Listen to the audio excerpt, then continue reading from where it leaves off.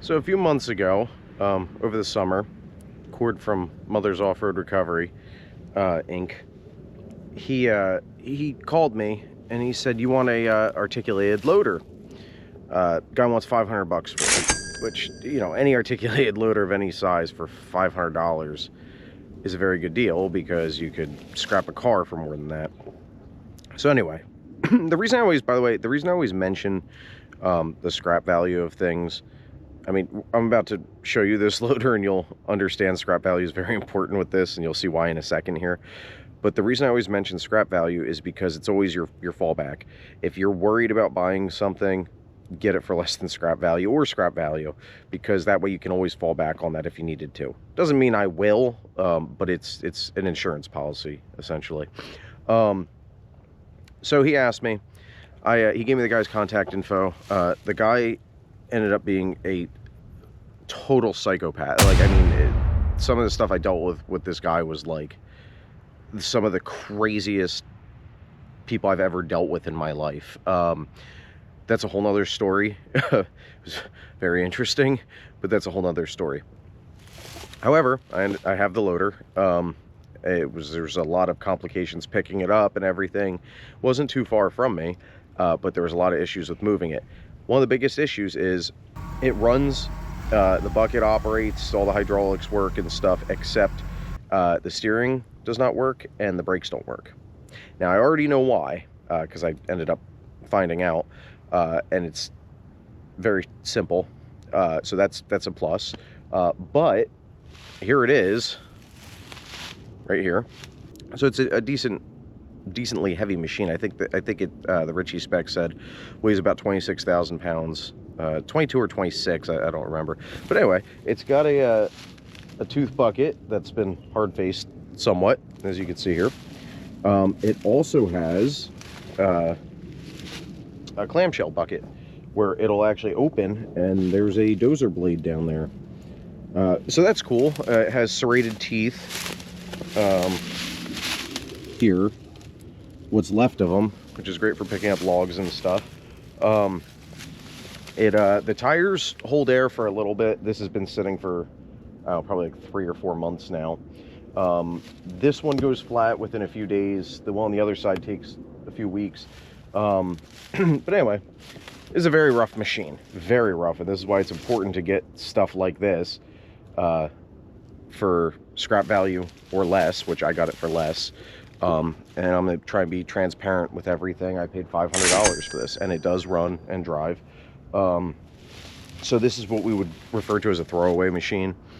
I like to try and bring back old equipment and spruce it up. This is not that case, and this has a lot of problems. And not just, I mean, mechanically there are some problems. It actually has less mechanical problems than it does cosmetic, which is very interesting. But anyway, this thing's had a very rough life. There's panels missing all over it, and yeah. But anyway, there you go. 544C. I don't know who put the Silverado thing on here. I didn't do that, but that has nothing to do with the machine. That's a Chevy pickup truck. But anyway, so one thing that's very important about no brakes and no steering, aside from the fact that I had to drive it up a trailer and we almost got killed like 6 times, we used chain binders to try and steer it and go up the trailer, but I had no brakes too, so it was a whole nightmare. Cord was supposed to bring his Landau with a winch and make it easy, but unfortunately that didn't happen for certain reasons. So you see the steering cylinders and all in there. Yeah, there's leaks and stuff, but it works. And like I said, for $500, I mean, $500, 20+ thousand pound loader. That's not bad. This engine is also the same block and configuration as the engine in my big green combine that's back there.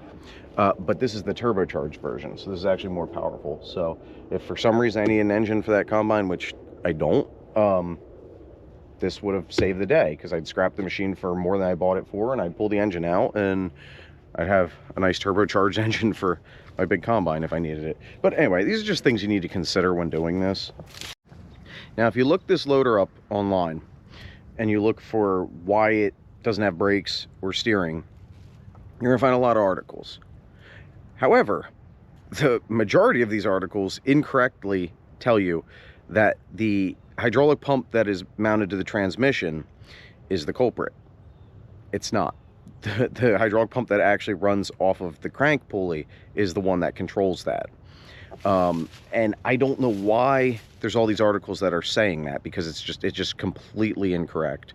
I'm going to show you what the issue with this was in a moment, and hopefully it can help some other people out. Now, this is also assuming that your loader arms and everything are working, which is the transmission, or which is the hydraulic pump on the transmission. And I'm actually going to show you that in a second here.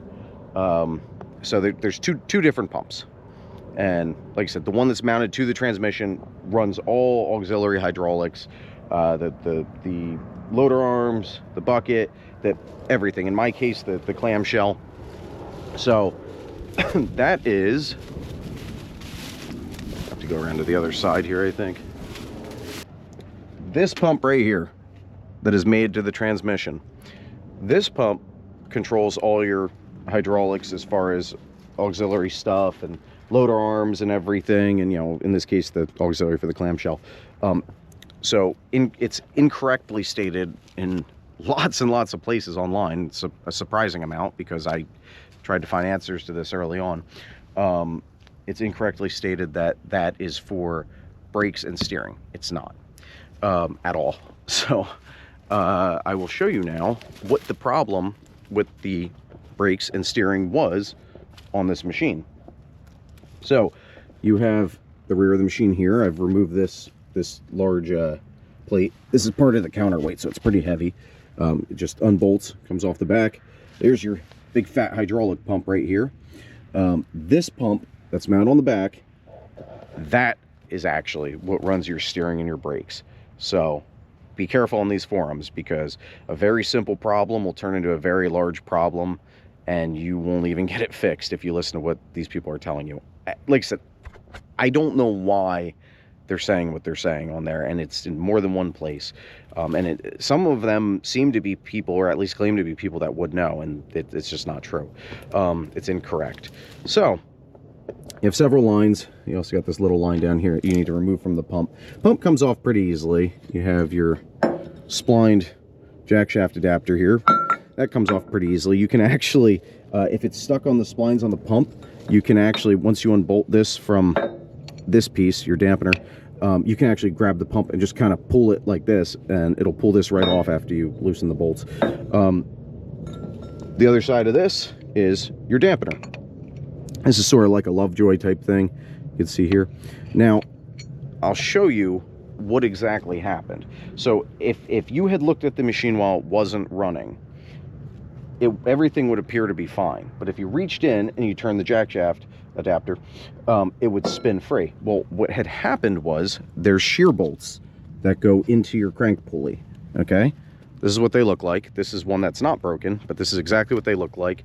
I do have a part number for them. They're very, very cheap too, but anyway. So what they do is they go like this through here, and it bolts to your crank pulley. Let me see if you can see that right in there. So you can actually see in here, and on the opposite side where they're sheared off. So I have to remove the crank pulley to get to them, which is what I'm in the process of doing right now. So I can remove it and drill and extract the studs.